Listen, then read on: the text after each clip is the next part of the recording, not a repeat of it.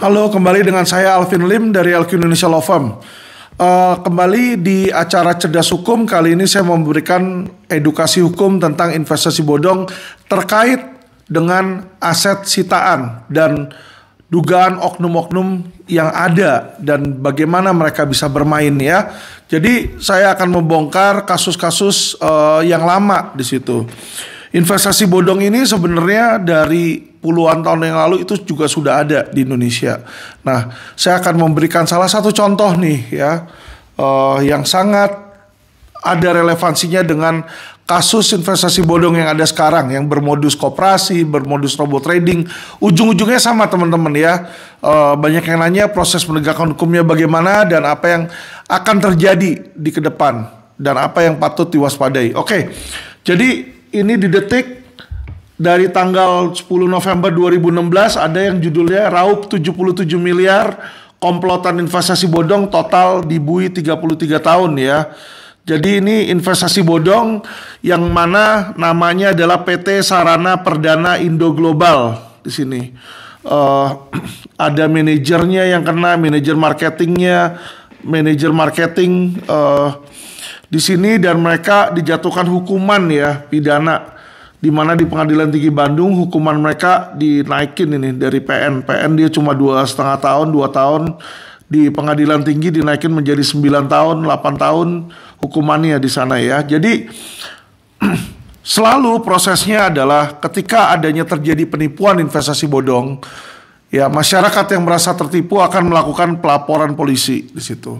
Ketika melaporkan ke polisi, polisi akan melakukan yang namanya penyidikan. Dan di dalam penyidikan ini, mereka akan menetapkan tersangkanya nih, kira-kira siapa nih yang bisa menjadi tersangka ya. Nah, dari penetapan tersangka, mereka melakukan penahanan. Habis ditahan, orang-orang itu diperiksa, baru di situ akan ditelusuri kemana aset-asetnya mereka ya. Jadi nggak ujuk-ujuk awal-awal polisi langsung sita, biasanya ditetapkan dulu tersangka. Nah, tersangka inilah baru asetnya ini disita ya dari tersangka. Nah, penyitaan ini yang terjadi nantinya akan beralih ke pengadilan di situ ya. Jadi dari penyitaan dia akan beralih ke pengadilan, dan dari pengadilan itulah nanti baru aset sitaan itu akan ditentukan mau kemana ya. Nah, tujuan saya hari ini adalah saya mau memberikan edukasi mengenai adanya oknum-oknum ya yang bermain di dalam penyitaan itu teman-teman ya. Jadi kenapa saya menyorotin ini ya? Terutama pertama dalam kasus Indosuria. Dalam kasus koperasi Indosuria ini saya sudah terangkan sebelumnya bahwa di bulan Juni 2021 itu Direktur Tipitexus yaitu saat itu Helmi Santika sudah bilang ya ada beberapa aset yang disita, salah satunya adalah kapal pesiar. Itu dilakukan dia dalam press release ya di CNN, itu ada beritanya. Nah, sedangkan di dalam rilis berikutnya oleh Wisnu Hermawan yang mana merupakan Dir Tipitexus yang baru, yang sebelumnya dia adalah Wadir ya, dia bilang dia tidak ada itu kapal pesiar, tidak tercantum di dalam list aset sitaan ya. Padahal gambar-gambar fotonya di dalam podcast saya sebelumnya sudah saya tunjukkan ya, ada gambar kapal pesiar The Duchess di situ yang dibikin di San Lorenzo. Nah, hilangnya aset ini ya kan, ini sebenarnya bukan modus baru, ini udah modus lama ya. Nah, kalau saya nggak kasih bukti di mana ini pernah terjadi, bisa aja dibilang saya mau menjelek-jelekan atau saya bisa dibilang memfitnah. Tapi saya mau menunjukkan ini adalah sebuah putusan pengadilan ya, yang teman-teman bisa lihat sendiri nanti ya, di googling aja akan keluar putusan nomor 446 K garing Pitsus garing 2013 di sini ya. Nah, jadi di putusan ini, putusan MA ini ya udah inkrah ya. Jadi sehingga putusan MA ini bisa kita jadikan sebagai tolak ukur dari apa yang saya mau sampaikan kepada teman-teman masyarakat ya di sini ya. Jadi ini putusan MA memeriksa perkara tindak pidana korupsi yang telah memutuskan dalam perkara terdakwa atas nama AKP Anang Susanto di sini ya. AKP itu Ajun Komisaris Polisi ya di sini ya. Jadi AKP ini saya bacakan ya dugaannya, dakwaannya di sini bahwa terdakwa Anang Susanto selaku anggota Polri Unit 1 Satuan 4 Remaja Anak dan Wanita pada Direktur Reskrimum Polda Metro Jaya sebagai penyidik bahwa pada hari Jumat tanggal 20 April 2007 bertempat di BCA Kacap Bursa Efek Jakarta atau setidaknya tempat lain berdasarkan pasal 5 Undang-Undang RI nomor 46 tahun 2009 tentang Pengadilan Tipikor masih termasuk dalam daerah hukum Pengadilan Tipikor PN Jakarta Pusat. Ya, di sini mengadili pegawai negeri atau orang selain pegawai negeri yang ditugaskan menjalankan suatu jabatan umum secara terus-menerus atau sementara waktu dengan sengaja menggelapkan uang atau surat berharga yang disimpan karena jabatannya atau membiarkan uang atau surat berharga tersebut diambil atau digelapkan orang lain atau membantu dalam melakukan perbuatan tersebut yang dilakukan terdakwa dengan cara sebagai berikut. Nah, ini anggota polisi nih. Bahwa terdakwa Anang Susanto berdasarkan keputusan Presiden RI nomor 44 Polri diangkat sebagai anggota Polri dengan pangkat Letnan 2. Sejak tahun 2000 terdakwa ditempatkan di Unit 1 Renakta ya di Reskrimum Polda Metro Jaya sebagai penyidik dengan pangkat AKP Ajun Komisaris Polisi. Ya, berdasarkan surat perintah penyidikan di sini terdakwa Anang Susanto melakukan penyidikan terhadap 11 LP tindak pidana penipuan, penggelapan, perbankan, pencucian uang yang terjadi pada tahun 2007 di PT Sarana Perdana Indo Global PT SPI, antara lain atas nama tersangka Sefri Roring selaku Direktur Utama PT SPI, sedangkan sebagai pemegang saham antara lain Leonardo Patarmuda Sinaga selain sebagai pemegang saham di PT SPI, Leonardo Patarmuda Sinaga juga pemegang saham pada PT Patalian Water Sekurindo atau PT PWS. Selanjutnya dalam proses penyidikan PT SPI dan PT PWS telah didapat beberapa aset berupa uang tunai sebesar 8.296.051.733 rupiah di sini ya, dan 305 juta lembar saham CNKO atau perusahaan pelabuhan tambang batubara. Jadi secara singkatnya ini ya, ini ada polisi yang ditugaskan melakukan penyidikan dari investasi bodong yang tadi saya sebutkan sebelumnya. Ya, jadi ada laporan polisi, orang melapor ke polisi di situ ya. Tidak semua korban melapor, tapi ketika tidak semua korban melapor, dilakukanlah ini penyitaan ya.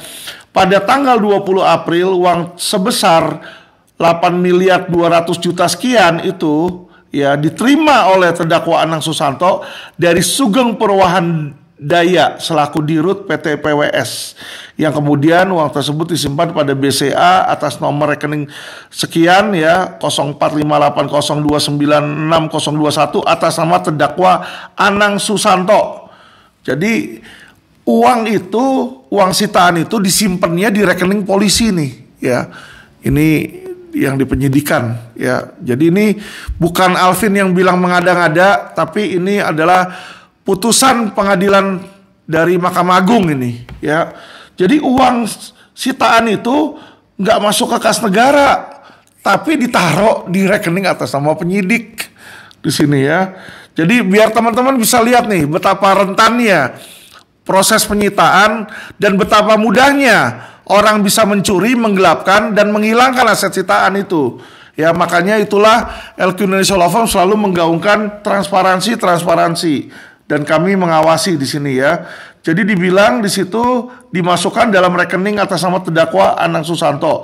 Tapi pada tanggal 1 Mei uang tersebut dibilang yang dijadikan barang bukti dilakukan penyitaan dalam perkara atas nama tersangka Sefri Roring hanya sejumlah 8 miliar. Sedangkan uang sebesar 296 juta sekian digunakan untuk kepentingan terdakwa Anang Susanto. Jadi teman-teman, kalau rekeningnya itu uang itu ditaruh di rekening penyidik, ya kan tentu penyidik bisa aja ambil dan pakai sesuka hati mereka. Dan ini sudah terjadi, ini yang kejadian nih. Ya, jadi ini bukan berandai-andai, bukan asumsi. Yang saya bilang ini adalah sesuatu yang sudah terjadi sebelumnya, pernah terjadi ya. Pada tanggal 19 Juli, ya ini belum selesai di situ, bukan cuma 296 juta aja yang dipakai nih. Dengar lebih lanjut, pada tanggal 19 Juli, terdakwa Anang Susanto melakukan penyitaan terhadap saham CNKO sebesar 305 juta lembar saham dan dijual oleh Sugeng Purwahandaya dengan harga 17 miliar 560 juta 647.500 ya di situ ya. Kemudian uang tersebut ditransfer oleh Sugeng Purwahandaya ke rekening terdakwa Anang Susanto. Jadi teman-teman, ini lihat di sini ya. Ada seorang yang namanya Sugeng, dia ini direktur utama PT PWS ya. Ya, PT PWS ini salah satu anak perusahaannya PT SPI ini yang dilaporin investasi bodong. Jadi PT SPI ini ngalirin uangnya kemana-mana nih, ke PT PWS, sama halnya dengan kasus Indosuria ya. Indosuria itu mengalirkan uangnya ke PT Sun Capital. Contoh, kenapa saya bilang seperti itu? Karena aset yang dibeli oleh PT Sun Capital itu disita sama polisi. Berarti polisi menduga bahwa aset yang dibeli oleh Sun Capital itu uangnya berasal dari Koperasi Indosuria ya. Sama dengan ini teman-teman ya. Jadi modus mereka selalu sama, itu aja. Ini yang mau saya bongkar. Saya mau kasih tahu ke teman-teman ya. Jadi kita harus cerdas hukum teman-teman. Saya mau mencerdaskan masyarakat. Jadi uang itu oleh Sugeng ini dia kerja sama polisi, oknum polisi, dijual itu sahamnya. Dan uangnya itu ditaruh lagi di rekening si polisi itu, Anang Susanto ini ya. Kalau AKP itu di kepolisian itu pangkatnya panit ya. Jadi panit nih pangkatnya. Ditaruh di BCA, KCP, BEJ. Selanjutnya uang tersebut oleh terdakwa dipergunakan antara lain sebagai berikut. Jadi uang hasil penjualan saham itu ya nggak disetor ke kas negara, ya disita, bukannya diamankan untuk para korban, tapi digunakan nih, ya digunakan oleh Anang Susanto. Baca, sebesar 10 miliar diserahkan kepada kurator PT Sarana Perdana Indo Global, yaitu Denny Asani Belatif dan Tafrisal Hagewang selaku sesuai dengan aplikasi pengiriman uang tanggal 5 Oktober ke rekening Bank Niaga nomor sekian atas nama Denny Ansani Latif dan Tafrisal Gewang. Jadi 10M ini ditransfer oleh si polisi ya ke kurator ya. Kurator ini adalah orang yang ditunjuk oleh pengadilan ini untuk mengurusin kepailitan. Jadi kalau kalian tahu yang namanya pilot sekarang di Indosuria, dia bilang nanti pilot nanti biar disita oleh kurator. Nah ini juga sudah terjadi di SPI, disita nih oleh kurator ya. 10M ini dikasih ke kurator oleh polisi nih ya, tanpa melalui proses pengadilan nih ya. Makanya ini masuk ke kejahatan di sini ya. Nggak bisa itu sebenarnya, sebesar 4 miliar atas perintah AKBP. Jadi AKBP ini atasannya nih ya. Kalau di Polda Metro tuh AKBP ini kepala satuan Kasat, atau sekarang istilah Kasubdit, kepala subdirektori nih, Kasubdit nih, Kombes Pol atas perintah AKBP A. Rifai diserahkan kepada Sugeng Purwahandaya namun tidak disertai tanda terima.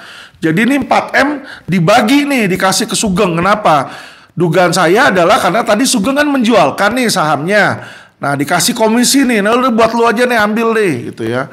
Ini uang para korban nih ya. Terus di situ lanjut lagi sebesar 3,5 miliar di sini untuk operasional penyidikan. Wah, alasannya untuk operasional penyidikan.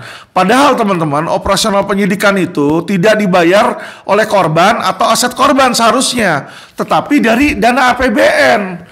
Jadi polisi itu sebenarnya udah ada dana penyidikan, tapi dibilang di sini adalah 3,5 miliar untuk operasional penyidikan dengan rincian proses penyidikan kurang lebih 695 juta rupiah diserahkan secara bertahap langsung kepada penyidik dan kepada Kasat Renakta ya.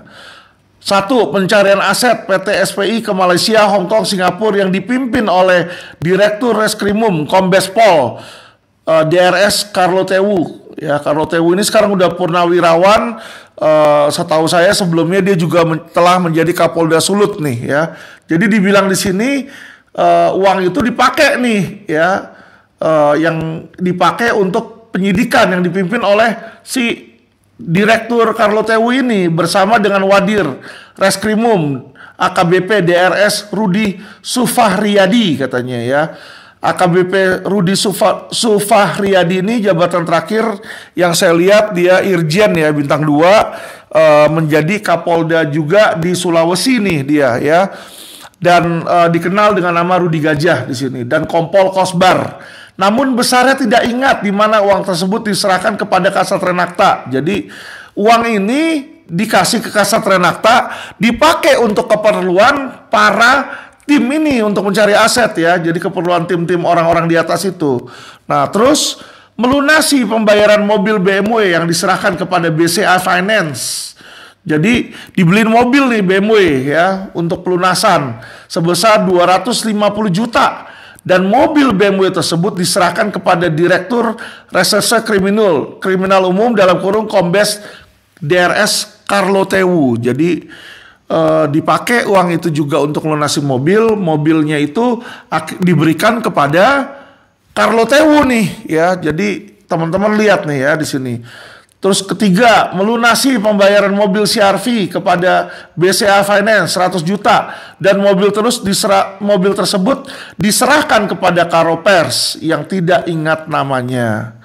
Pembuatan jaringan IT di Ditreskrimum sebesar 400 juta diserahkan kepada Kasat Renakta. Pembangunan ruang kantor Ditreskrimum 200 juta diserahkan kepada Kasat Renakta ya. Wah, kantor di Reskrimum ini ternyata uangnya kalau dilihat dari sini ya, dari hasil kejahatan ternyata ya polisi ya. Jadi polisi bangun itu dari uang-uang para korban, uang-uang hasil korupsi dan pencucian uang nih kalau saya baca dari sini ya putusan MA ya. Makanya kenapa LQ selalu menggaungkan nih di sini.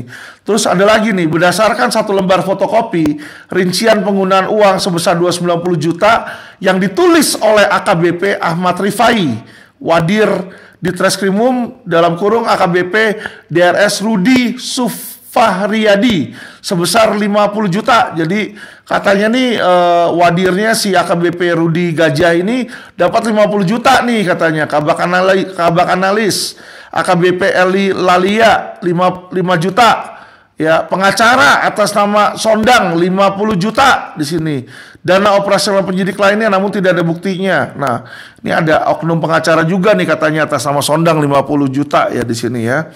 Terus berdasarkan satu lembar fotokopi rincian penggunaan uang 210 juta yang ditulis oleh Kasat Renakta Kombes Pol Ahmad Rifai ya untuk Pak Soekarno sebesar 25 juta, Pak Kosbar 50 juta, Bu Rustanti 50 juta dan penyidik lainnya.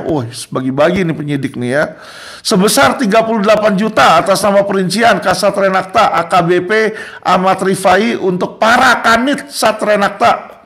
Wah. Berdasarkan satu lembar fotokopi rincian penggunaan uang 251 juta yang ditulis oleh terdakwa Anang Susanto dan diserahkan kepada Kasat Renakta untuk operasional lainnya. Nah, 500 juta dilakukan penarikan atas perintah Kasat Renakta.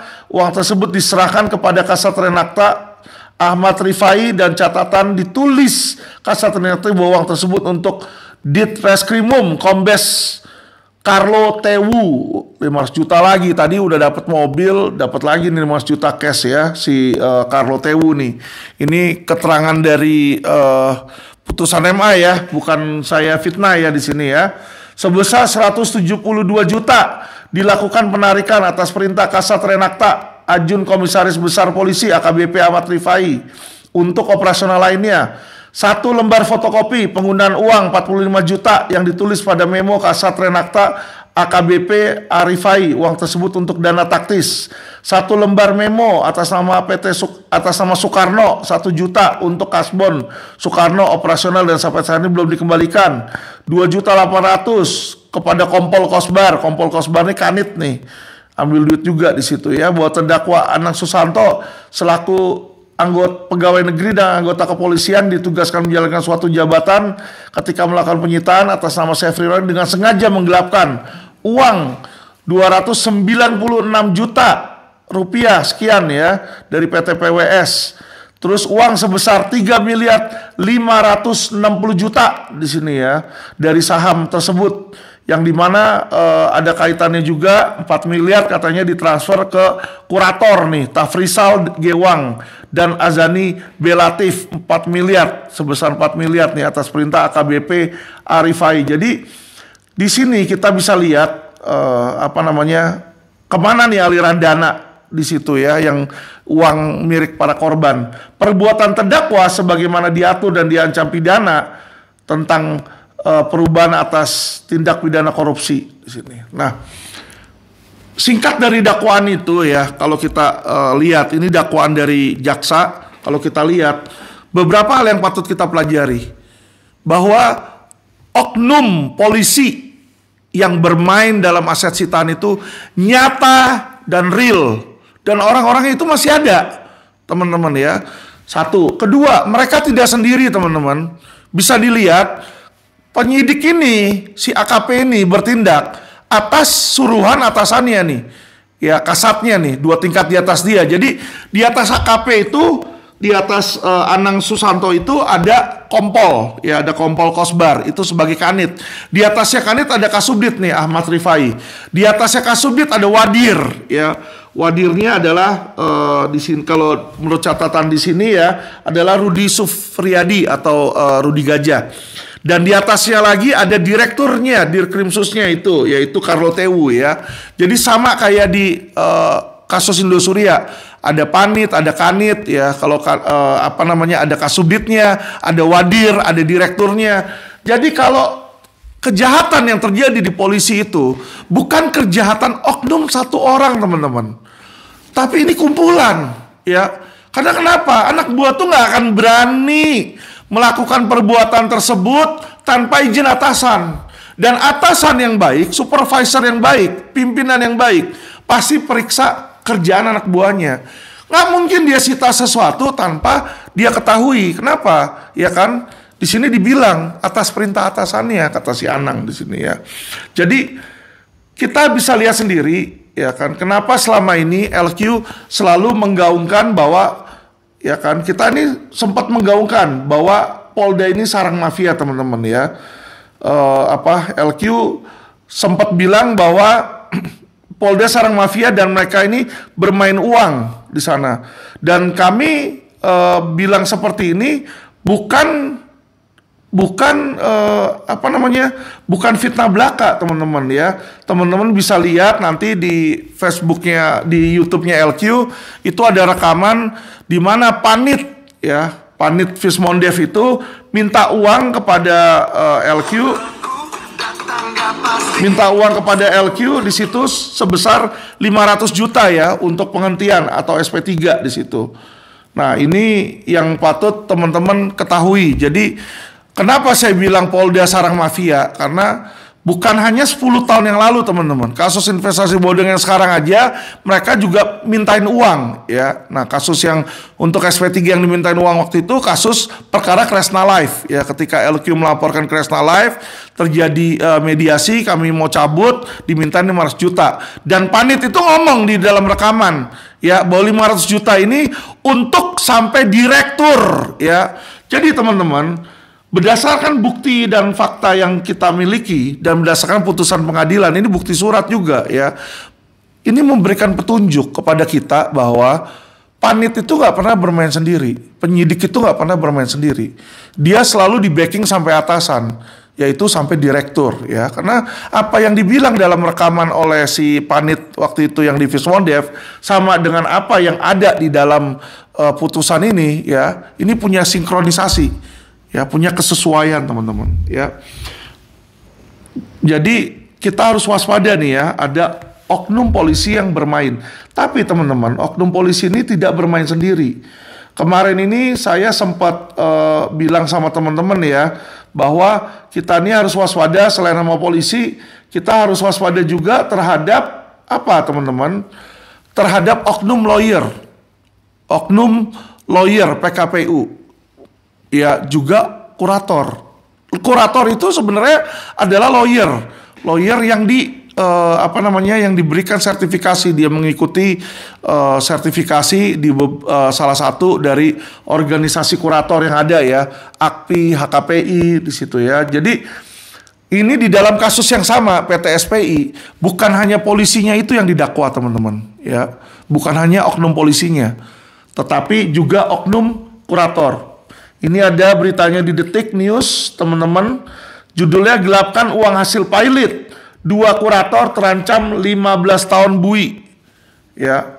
2 orang kurator kepailitan PT Sarana Perdana Indo Global, Tafrizal Hasan Gewang dan Denny Asani Baharudin Latif terancam pidana penjara 15 tahun bui. Kedua kurator dituding melakukan penggelapan sejumlah uang hasil penjualan aset, pemalsuan surat, dan pencucian uang dalam mengurus budel pilot. Terdapat selisih uang yang dikuasai oleh para terdakwa sejumlah 10,8 miliar yang semestinya menjadi hak para kreditur, sejumlah 2.184 kreditur, tetapi tidak dibayarkan oleh para terdakwa di sini ya, kata jaksa penuntut umum di PN Jakarta Pusat nih di sini. Menurut JPU, kasus ini bermula ketika perusahaan yang diduga merugikan nasabah dinyatakan pilot oleh PN Jakarta Pusat sejak 8 Mei 2007 ya. Tafrizal dan Denny menjual harta pilot SPI, Hotel Podomoro, New Golden Time, restoran senilai 25,1 miliar kepada Joni melalui lelang bawah tangan. Hakim pengawas di sini mengeluarkan putusan agar kurator membagikan hasil penjualan. Namun para kedua terdakwa mengaku hasil penjualan aset hanya mencapai 20 miliar. Terdapat selisih 5 miliar nih yang menurut jaksa ini ditilep juga ya.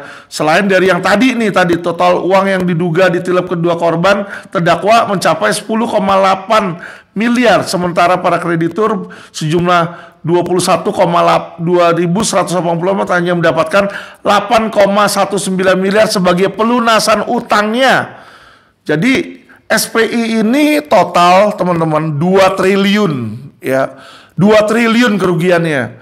Uang yang didapatkan hanya 8 miliar, teman-teman. Ya, bisa dihitung sendiri matematikanya di situ. Cuma dapat berapa, teman-teman? 0,4%. 0,4%. Tidak bahkan tidak 1% nih, teman-teman ya. Ini data yang saya peroleh nih, teman-teman, dari Dari hasil pengadilan ini ya. Jadi teman-teman bisa lihat sendiri apa yang akan terjadi ketika nanti kalau kasus Koperasi Indosuria, ya robot trading di situ, Fahrenheit, DNA Pro, Binomo, Quotek, itu ujung-ujungnya nanti akan ada aset sitaan. Ya, pilihan ada 2. Bisa nanti diambil sama kurator atau bisa dipidana. Seharusnya sesuai hukum yang benar adalah bisa dipidana. Tetapi selama ini yang terjadi, selalu oknum polisi itu bermain dengan oknum kurator, teman-teman. Jadi dari polisi ini diarahkan ke kurator, ya. Makanya kalau teman-teman lihat, di kasus Indosuria nih, ya, ini terjadi pattern yang sama, teman-teman. Terjadi pattern yang sama, ya. Dimana kemarin itu Wisnu juga bilang, jangan percaya sama lawyer katanya, bukan lawyer, pihak. Ya, yang menawarkan jasa untuk kepengurusan aset di depan 2 juta, di belakang 20%, yaitu LQ. Ya, kami menawarkan seperti itu. Kenapa? Karena mengurusi pidana. Ya, karena melalui pidana itu nanti putusan pengadilan langsung bagi ke para korban tanpa ada potongan dan tidak ada campur tangan oknum, teman-teman. Tapi mereka bilang seperti itu. Ini Wisnu yang bilang di dalam press release, ya. Agar supaya apa? Agar supaya para korban tidak ikut pada lawyer pidana, tapi ikut kepada lawyer PKPU nih, ya. Jadi ada pattern nih secara tersembunyi, ya.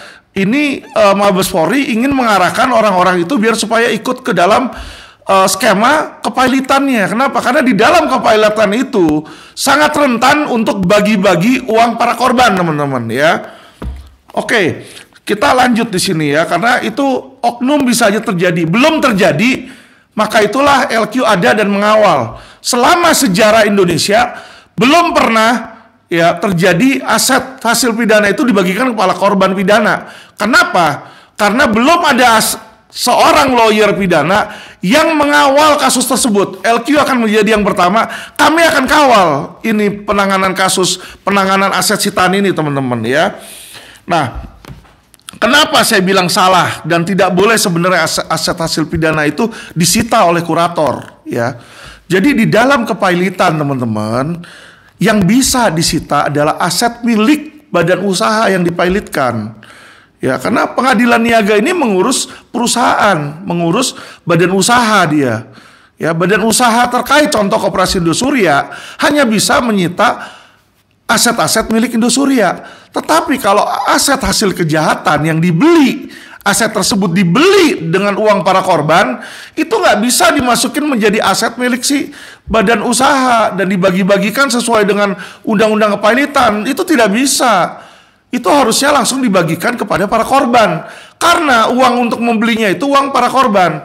Saya sudah kasih penjelasan singkat di dalam video saya sebelumnya ya. Di mana misalnya saya punya mobil 10, ya kan, mobil saya dicuri orang. Ternyata dicuri nih misalnya oleh oknum direksinya Koperasi Indosuria misalnya ya, direkturnya Indosuria misalnya si Ucok nyuri mobil saya. Nah, direktur Ucok itu saya laporin ke polisi. Sama polisi terbukti bahwa itu mobil milik saya dan disitalah mobil itu melalui sidang pengadilan. Tentu saja yang benar itu seharusnya saya melalui pengacara saya memintakan kepada kejaksaan untuk dimasukkan di dalam rentut bahwa itu mobil milik saya dan harus dikembalikan kepada saya. Sehingga nanti hakim ketika memutuskan aset hasil pidana itu dikembalikan kepada saya, kepada Alvin Lim sebagai pemilik di situ ya. Tentu saya memberikan berkas bukti kepemilikan. Hal yang sama dengan Koperasi Indosuria di mana ya kan, uang untuk membeli misalnya ada gedung, ada mobil, ya kan, uang untuk membelinya itu hasil dari para korban kejahatan. Nah, dia tinggal buktiin ini uangnya, ini loh bukti biliet saya. Nah, itu diverifikasi nanti oleh kejaksaan. Ketika oh iya benar uangnya benar dari sana, nanti melalui sidang pengadilan dalam putusan uang itu dikembalikan kepada para korban. Dan itu diatur di pasal 46 KUHP. Bahwa aset sitaan oleh penyidik dapat dikembalikan, ya kan, dapat diberikan kepada yang namanya tercantum di dalam putusan. Jadi kuncinya di situ teman-teman. Selama ini dalam sejarah Indonesia belum pernah ada. Karena kenapa? Ya kan, kebanyakan lawyer-lawyer pidana itu tidak ada yang ngawal.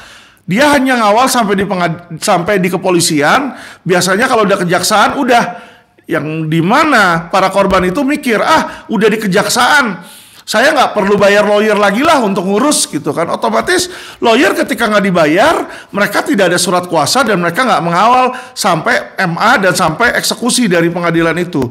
Makanya disinilah LQ menawarkan jasa untuk kepengurusan aset sitaan, di mana nanti kami yang akan melakukan langkah hukum untuk mengambil aset sitaan tersebut teman-teman ya. Jadi agar supaya teman-teman tahu, inilah orang yang mengerti hukum itu seharusnya bisa tahu. Gak bisa aset hasil pidana itu, misalnya mobil saya 10 dicuri sama Ucok, tiba-tiba mobil saya 10 dimasukin oleh Indosuria sebagai aset milik mereka dan dibagikan kepada Indosuria untuk bayar utangnya. Kan itu ngawur ya. Jadi ini loh teman-teman, ini ya semua tuh harus mengerti logikanya. Jangan kita dimainkan oleh oknum. Karena kenapa? Ada oknum polisi dan ada oknum lawyer yang mereka bekerja sama teman-teman ya. Bekerja sama untuk apa? Untuk kembali merampok para korban. Dan inilah di mana LQ ada, LQ vokal, LQ melawan oknum. Ya, bukan hanya oknum polisi. Oknum lawyer pun, oknum jaksa, oknum hakim jika ada, kami akan lawan. Karena itulah sumpah kami. Ya, karena ketika polisi atau lawyer menjadi seorang oknum, dia sudah bukan aparat penegak hukum, tapi dia sudah menjadi kriminal teman-teman ya. Jadi ketika contoh AKP Anang ini sudah diadili oleh MA dan terbukti bersalah, dia ini sudah bukan polisi nih kalau menurut saya, sudah penjahat ya. Jadi disinilah LQ itu berperan sesuai undang-undang advokat sebagai aparat penegak hukum. Kami menegakkan hukum teman-teman ya. Jadi jangan salah persepsi bahwa LQ itu melawan polisi, tidak. Supaya teman-teman ketahui, minggu lalu saya bertemu beberapa jenderal polisi ya di Mabes. Tahu apa yang terjadi? Jenderal polisi ini adalah korban dari robot trading teman-teman. Korban robot trading. Dan jenderal polisi ini memberikan kuasa kepada LQ Indonesia Law Firm untuk membantu mereka. Saya tanya kepada jenderal polisi itu, Bapak sudah tahu tentang reputasi LQ dalam tanda kutip, reputasi sebagai vokal terhadap institusi kepolisian. Jawabnya, saya tahu Pak Alvin, dan itulah yang saya suka.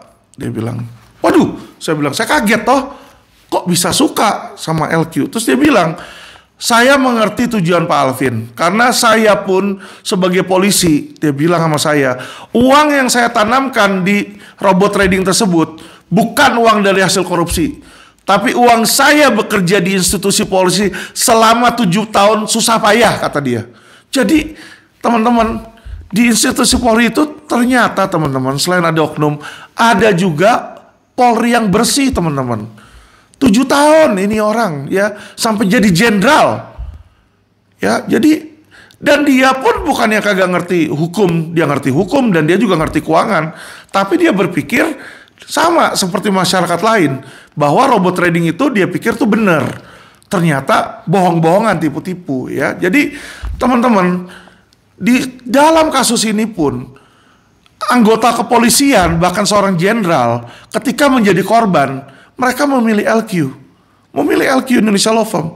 Nanti suatu saat mungkin jenderal polisi tersebut akan kami tampilkan dalam podcast kami jika beliau berkenan ya. Jadi beliau juga akan membantu agar supaya robot trading ini dan skema ponzi ini dibasmi teman-teman.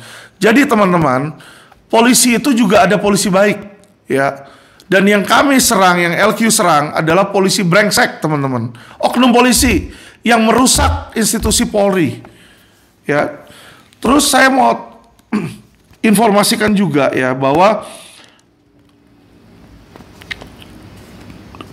yang dijadikan tolak ukur adalah permainan oknum dalam mengambil aset sitaan ya dan modus-modusnya. Jadi sekarang ini banyak orang melihat bahwa terjadi modus investasi bodong nih.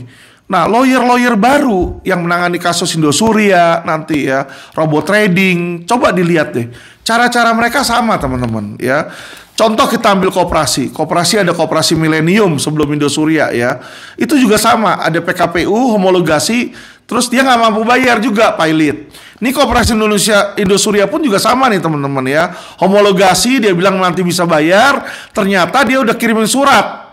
Ya, minggu lalu itu Koperasi Indosuria udah kirim surat ke seluruh korban dan bilang mereka sudah tidak sanggup membayar kewajiban.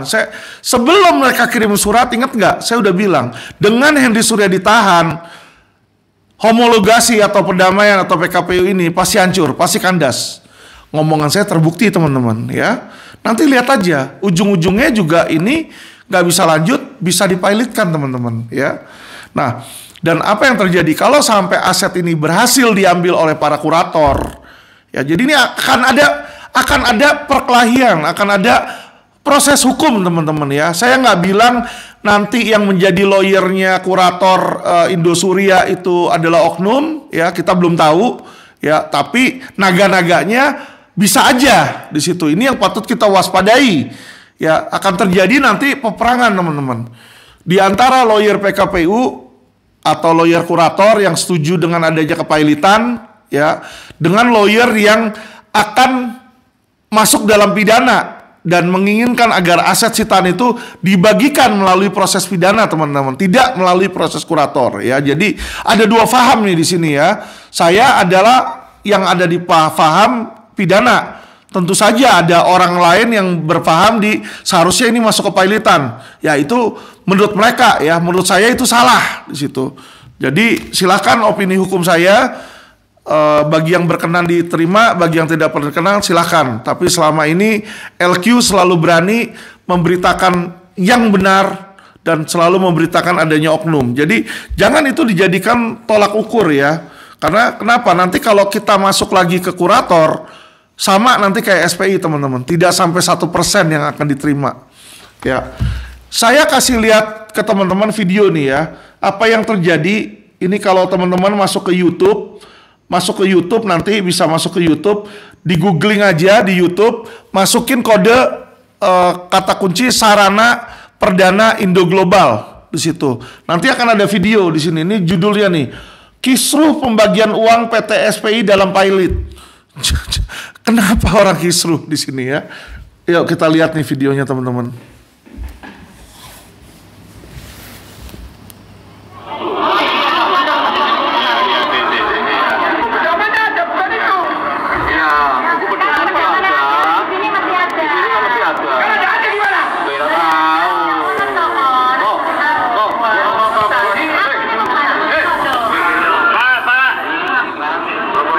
Oke, bisa lihat ya. Tadi si bapak ini bilang dalam video.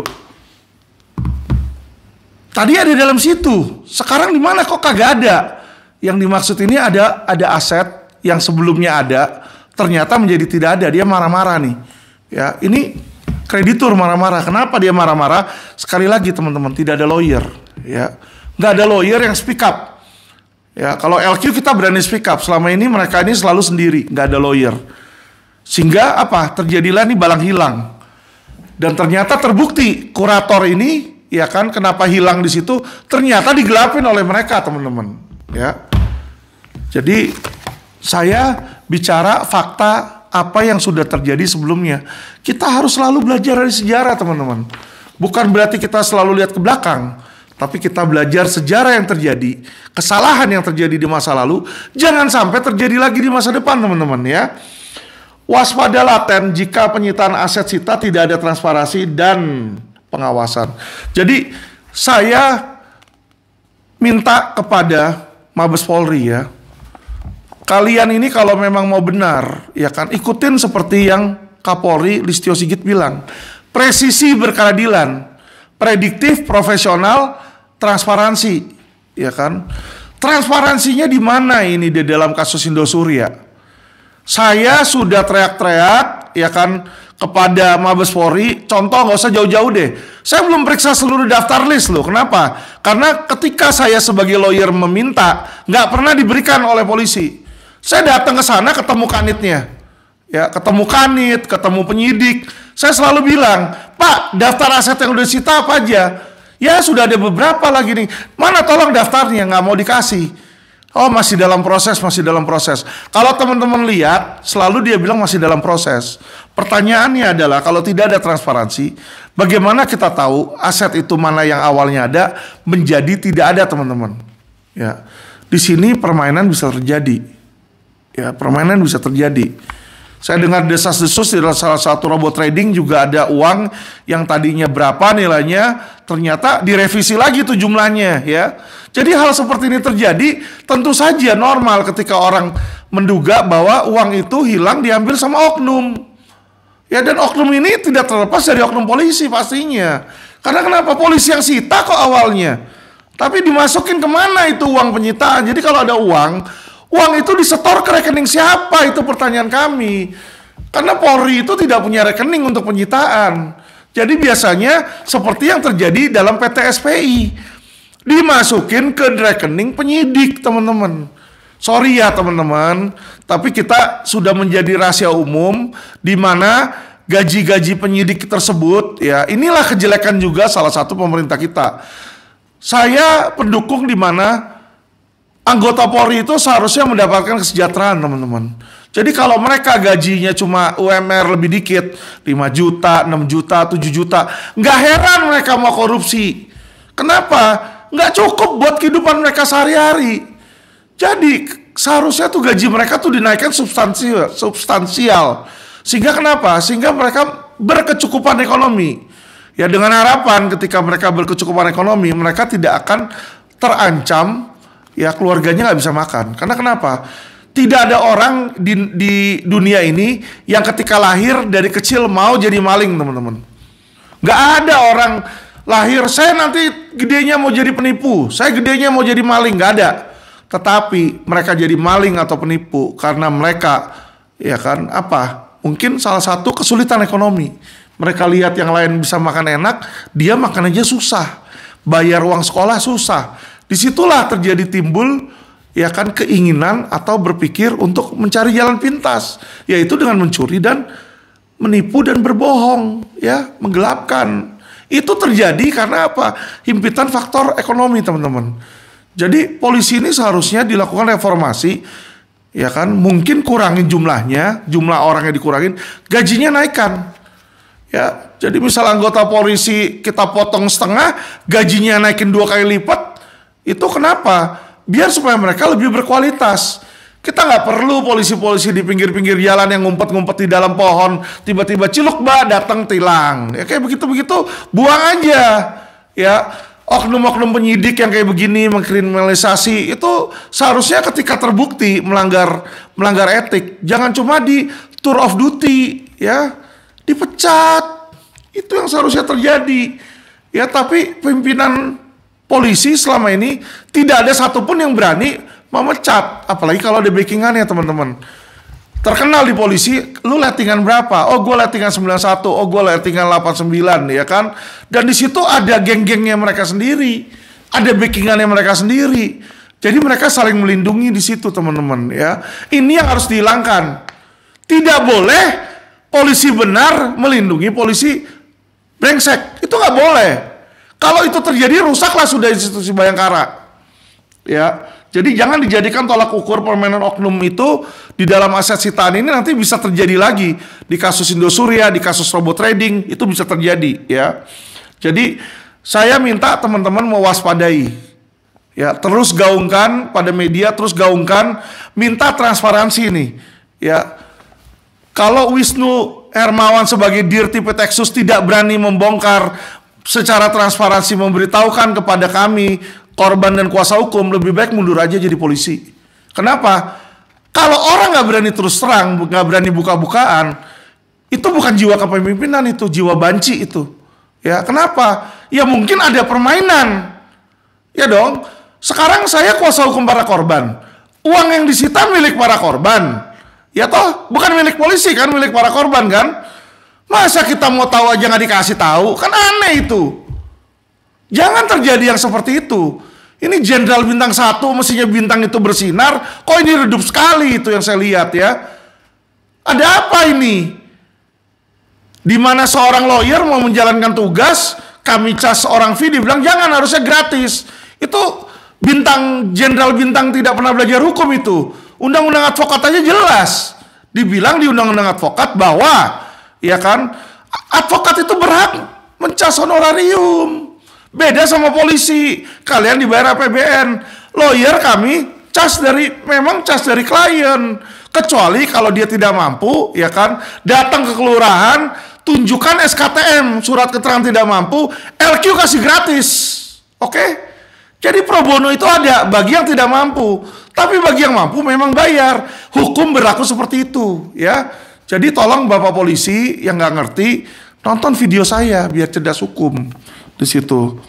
Ya, disinilah pentingnya lawyer dalam pengawalan. Orang-orang pasti banyak tanya, Pak Alvin, ngapain saya bayar lawyer lagi? Teman-teman, kalau Anda tidak bayar lawyer, ya sama seperti Anda hidup punya rumah mewah, tapi nggak punya satpam di rumah kalian.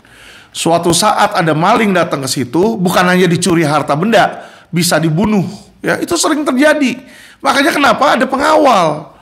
Ya, itulah makanya orang juga kalau punya aset banyak, dia punya asuransi. Kenapa? Dia berpikir, suatu saat aset saya, misalnya mobil saya hilang atau tabrakan, asuransi bayar ganti. Jadi lawyer itu seperti itu gunanya, satu untuk memproteksi.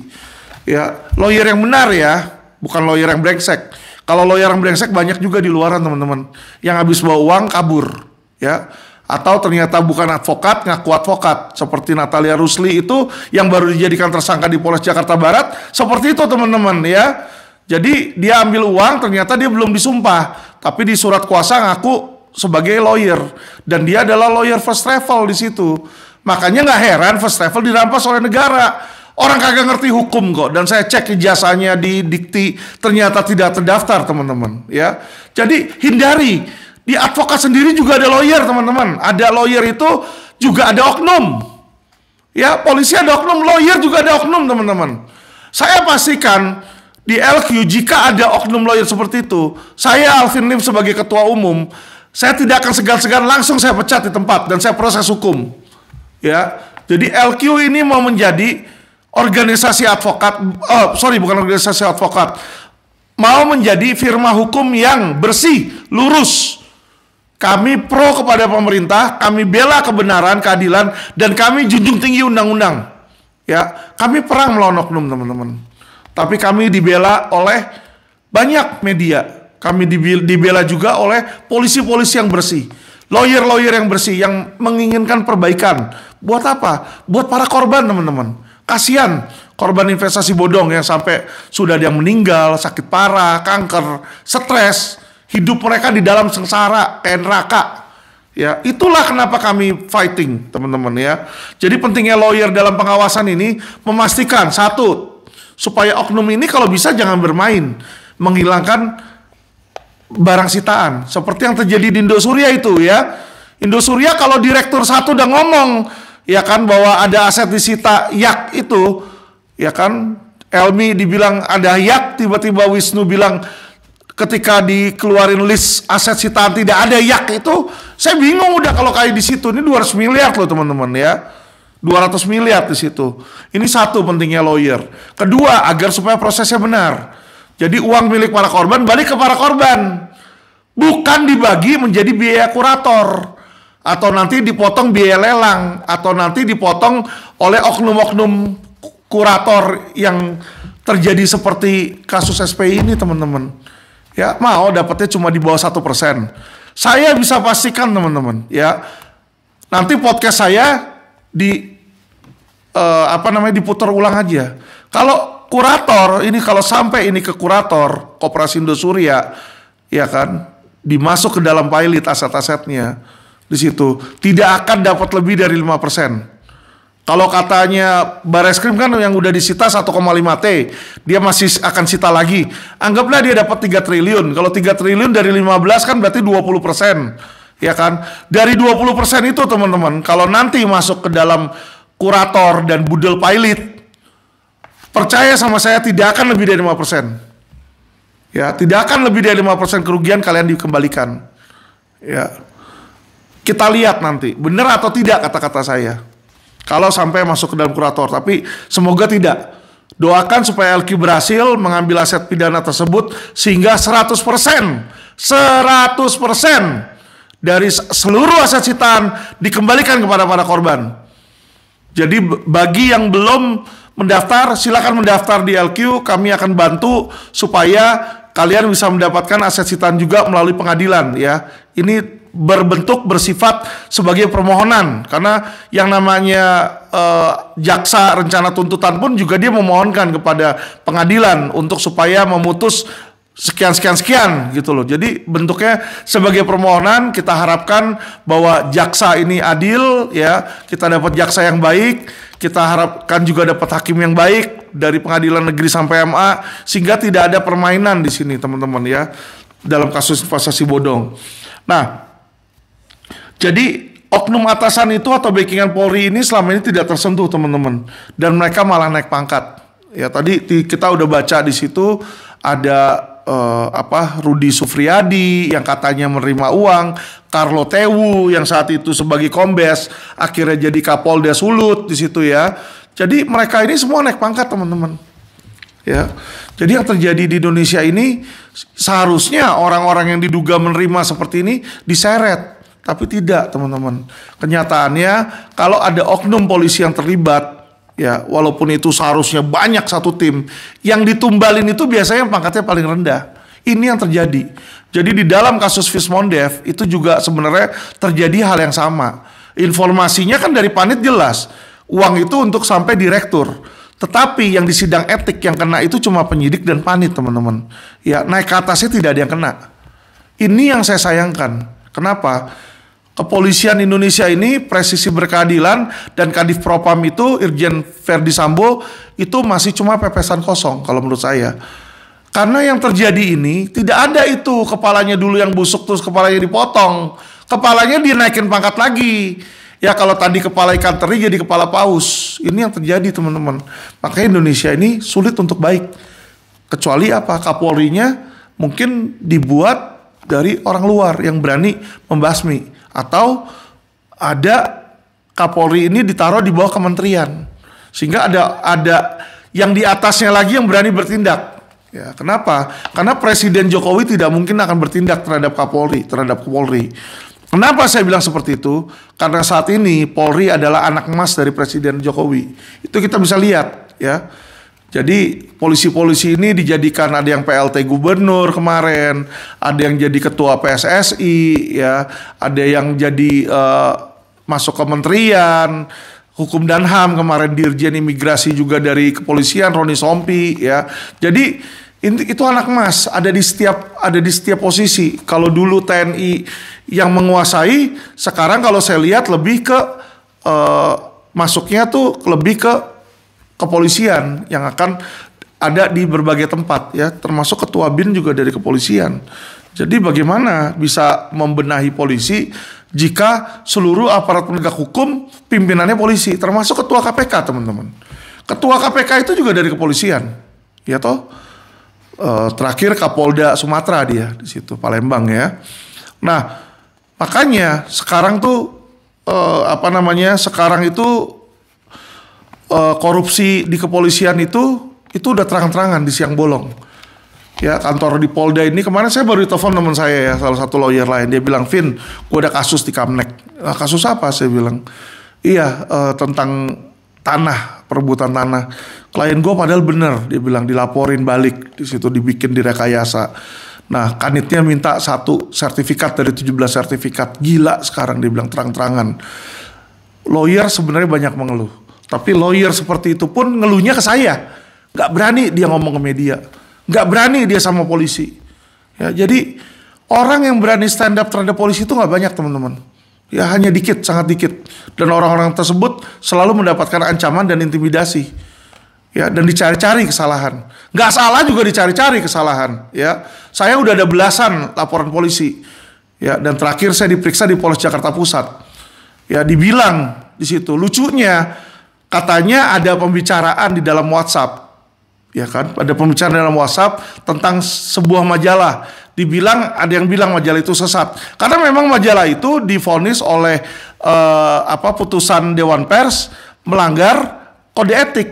Ya tentu saja dong, saya punya Kabid Humas komentar, dia bilang, "Wah, ini majalahnya sesat nih," di situ. Nah, kenapa? Karena berita itu dimasukin di dalam grup, ya, internal khusus loh.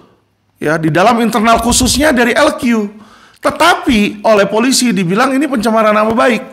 Ya, jadi oknum-oknum brengsek itu banyak. Bukan hanya di Polda, di Mabes, tapi di Polres juga sama. Ya, ternyata setelah saya dengar, oh ternyata, ya kan, lawyer yang menjadi musuh saya itu ternyata dekat sama kepala di unit tersebut, kepala satuan tersebut di Polres Jakarta Pusat. Kan lucu kalau kayak begitu, ya. Seseorang yang benar tuh mau dikriminalisasi. Seharusnya bahkan alat komunikasi, ya kan, pembicaraan dalam WA itu seharusnya dilindungi oleh kepolisian. Karena itu adalah penegakan hukum. Edukasi yang saya berikan kepada grup saya atau Kabid Humas yang informasi yang Kabid Humas berikan kepada penjelasan kepada klien-klien kami, yaitu apa yang menurut kami dong. Jadi contoh misalnya klien Indosuria nanya, "Menurut Bapak, ya kan, Indosuria itu salah nggak?" Ya kan, ya pasti secara grup khusus kita bilang, "Oh ya, mungkin brengsek, dia nggak bener apa segala macam," walaupun belum ada putusan pengadilan. Ya, nah hal ini yang di dalam status khusus itu malah dibilang pencemaran. Di dalam WA seharusnya dimasukin undang-undang ITE, tapi sama penyidik brengsek, dimasukin dalam pasal 310, 311. Dianggap itu tulisan. Padahal jelas itu seharusnya menggunakan lex spesialis. Jadi oknum polisi yang brengsek itu dia cari celah untuk gimana jerat orang, ya. Nanti sudah dijerat, diperes. Kenapa? Terbukti yang ngelaporin saya itu memeres saya, mencoba menggugat di pengadilan dengan menggugat 100 miliar rupiah. Padahal omset dia nggak sampai 100 miliar, jauh di bawah itu. Ya, jadi mereka ini kerjasama untuk apa? Memeras masyarakat, teman-teman. Nah, yang seperti ini harus dibasmi. Ya, harus dibasmi dan tidak boleh dibiarkan. Maka dari situ, teman-teman, ya kan, Polri presisi ini saya bisa bilang masih merupakan sebuah impian. Jadi kalau Kapolri Listio Sigit itu bilang presisi berkeadilan, ya kan, itu impian, teman-teman. Kenyataan di lapangan Polri itu masih persis berkeduitan. Ya, itu prakteknya yang terjadi teman-teman, prakteknya. Di jalanan 2 minggu yang lalu supir saya diberhentiin, ya kan, polisi masih nanya sama supir saya, mau sidang atau damai di tempat Pak, ya kan. Nah, sopir saya pas waktu itu nggak ada saya, ya kan, dia pikir waduh daripada repot ditilang SIM sama STNK disita, dikasihlah 50.000. Jadi teman-teman, harga polisi itu sekarang ini di jalanan ya serendah semurah 50.000 itu beres kasus. Ya, yang termurah di situ. Bagaimana kalau 50.000 aja mereka silau? Bagaimana dengan mengurusi tahanan 15 triliun? Nggak heran toh, ada yang kabur, satu tahanannya bisa kabur. Gimana bisa kabur? Mabes Polri yang sangat hebat sudah menjadikan tersangka, tersangkanya bisa kabur teman-teman. Ya kan? Saya sudah dari 2 tahun lalu menggaungkan kepada polisi, kepada direktur Tipitexus saat itu masih Helmi. Saya bilang, Bang, tahan Bang. Oh jangan khawatir Pak Alvin, sudah gue tahan itu pasportnya. Gue jamin gak akan bisa kabur. Jaminan lu nilainya apa? Ya kan nilainya apa? Buktinya sekarang kabur. Ya kan ternyata kan apa? Cekal itu dia gak bisa kabur. Cekal itu hanya berlaku 6 bulan dan hanya bisa diperpanjang 1 kali. Jadi maksimal itu orang dicekal 1 tahun. Sedangkan ini sudah 2 tahun dia tidak ditahan. Nah, bagaimana dia bisa tahu situ? Sebenarnya ketika saya push dengan demo pocong dan kasus Indosuria ini masuk ke dalam penyidikan, dari penyidikan terus akhirnya dia limpah tahap 1 di situ, ya kejaksaan memberikan petunjuk P19 berkas tidak lengkap. Ada sekitar 400 petunjuk, ratusan di situ ya. Salah satu petunjuknya adalah BAP tersangka atas nama Suito Ayub itu tidak ada tanda tangan teman-teman. Dan itu sudah diberikan dari pertengahan Juli 2021. Ya, jadi sebelum Wisnu masuk di situ, itu P19 itu sudah ada. P19 itu udah ada, jaksa udah kasih. Saya ketemu sama jaksa dan saya masih percaya sama kejaksaan. Kenapa? Jaksa itu bilang sama saya, Pak Alvin, saya tidak akan mempertaruhkan reputasi kejaksaan untuk berkas sampah, Pak Alvin. Karena saya nanti yang harus mempertanggungjawabkan di pengadilan. BAP aja nggak ada tanda tangan. Dia ngomong begitu sama saya. Itu ada bintang 3, bintang 2, bintang 1 sama melatinya di situ juga semua. Itu kita gelar perkara, ditunjukin. Bagaimana BA tidak ada tanda tangan? Tersangka bisa bilang dong, gue nggak pernah diperiksa. Apa yang terjadi ketika sebuah berkas tersangka aja nggak pernah diperiksa teman-teman? Ya kan, kalau diperapit menang itu semestinya. Oke, jadi disinilah kita lihat ketika BA tersangka itu ternyata tidak ada tanda tangan. Apa yang terjadi di situ? Berarti selama ini itu jawaban dari mana? Ini yang menjadi pertanyaan saya. Apakah jawaban BAP yang ditulis oleh penyidik itu ada tanda tangan penyidik, ada tanda tangan panit, ada tanda tangan kanit loh di situ ya. Ada tanda tangan mereka itu di BAP tersebut. Mereka tanda tangan tapi tidak ada tanda tangan tersangka. Pertanyaan saya, kalau tidak ada tanda tangan tersangkanya, itu jawaban dibikin oleh penyidik, disetujui oleh kanit dan lain-lain, atau bagaimana? Direkayasa atau bagaimana? Berarti kan ini ya kan patut diduga Dir Tipitexus ini sudah melakukan tindakan pidana. Sudah jelas itu. Apa yang dilakukan? Dugaan pasal 421 teman-teman. Penyalahgunaan wewenang, pembiaran, melakukan atau tidak melakukan kewajibannya. Dia sudah tahu yang namanya BA tersangka itu harus ada tanda tangan. Atau yang kedua teman-teman, ya dia kirimkan BA itu by email. Itu sering dilakukan oleh penyidik. Sering dilakukan. Ya, kita kasih duit ke penyidik, ya kan kita nggak usah datang panggilan, polisi bisa datang ke rumah atau dia bisa emailin, kita isi, nanti udah isi tanda tangan di rumah kirim ke penyidik. Itu sering terjadi.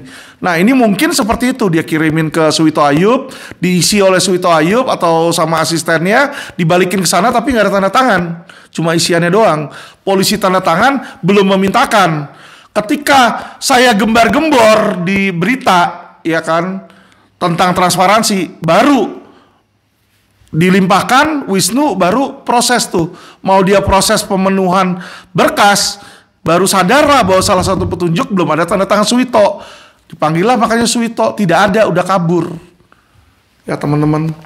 Jadi teman-teman, ini tidak mungkin ada keteledoran, kelalaian apabila tidak ada dugaan gratifikasi. Saya terus terang bilang seperti itu. Kenapa saya bilang seperti itu, teman-teman? Ya, tidak mungkin. Kalian lihat kemarin press release Wisnu yang sama, ya kan? Dia rilis ada Indra Kents. Indra Kents diborgol tangannya. Benar? Kasus uang palsu, tersangkanya diborgol semua. Henry Surya tidak diborgol, teman-teman. Ini videonya. Kita lihat ya. Jadi saya nggak mau saya tidak mau bikin hoax. Makanya semua yang saya beritakan di sini saya buktikan gitu loh, bukan cuma dengan kata-kata, tapi dengan digambar. Lihat ini teman-teman. Ini nggak ada borgolnya teman-teman. Ini cuma tangannya doang diginiin, lihat tuh, nggak ada borgol sama sekali teman-teman. Ya, tidak ada borgolnya sama sekali. Ini lagi press release teman-teman. Lihat teman-teman. February 2020. Indosuria had 14,500 members and kita lihat lagi biar jelas nih teman-teman. Lihat nggak ini lagi berdiri nih. Ini tidak ada borgol teman-teman. Yang di Surya.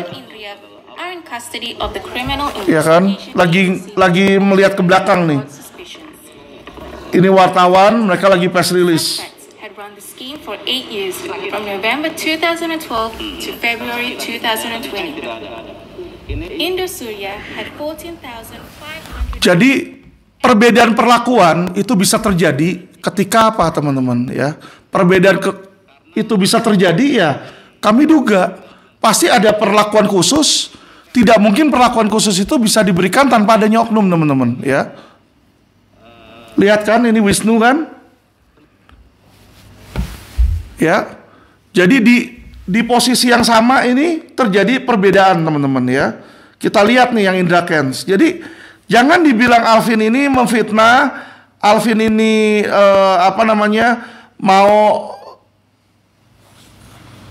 mau menjelekkan polisi. Alvin ini bicara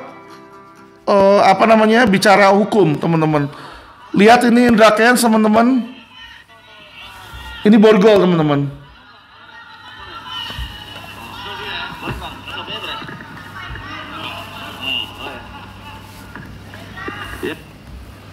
Bisa dilihat ya teman-teman, ini borgol nih, besi nih. Ini kesini nih, tuh. Ini 2 nih borgol di tangannya. Jadi disinilah teman-teman kita lihat, ya kan, perbedaan perlakuan teman-teman.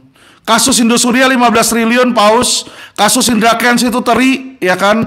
Indra Kents ditindas sedemikian rupa, istrinya calon pacarnya diperiksa, calon mertuanya diperiksa, sedangkan Henry Surya istrinya tidak diperiksa, iparnya tidak diperiksa teman-teman. Ya, jadi ini perbedaan jelas di mana TV Texas itu jelas, ya ada oknum-oknum teman-teman, ya oknum-oknum yang melindungi kriminal, memberikan perlakuan khusus terhadap kriminal. Disinilah peran LQ ada untuk mengawasi kepolisian. Semua ini balik lagi ke Kapolri. Kapolri mau benahin, silakan. Kapolri mau asal-asalan, cuma mau dagelan pencitraan, silakan. Ya, saya sudah sangat marah dan emosi terhadap oknum-oknum. Ya, oknum polisi itu sudah muntah, saya jijik saya ngelihatnya. Ya, bagaimana seperti itu? Ya, masyarakat ini makin lama akan makin kesel loh melihat kelakuan kalian, ya para oknum ya. Tidak boleh seperti itu. Equality before the law-nya mana? Ya, aset-aset Henry Surya ini yang hilang ini kemana? Yaknya itu kemana? Ya kan? Jam Richard Milley-nya kemana? Tas Hermes kemana? Itu harusnya disita juga. Ya, jadi polisi kalian tipe Texas terutama kerja itu yang maksimal. Jangan cuma pencitraan dan nanti berusaha menenggelamkan berita saya dan menaikkan berita-berita yang tidak jelas, yang teri-teri seperti Indra Kents di situ. Tujuannya cuma satu, membenam berita Edo Surya. Tidak bisa, teman-teman. Saya akan berjuang terus sampai titik darah saya penghabisan. Dan saya katakan, saya tidak takut sama sekali dengan oknum Polri. Mau kalian jenderal bintang 1, bintang 2, bintang 3, selama kalian manusia dan kalian menjadi penjahat, oknum, saya akan lawan.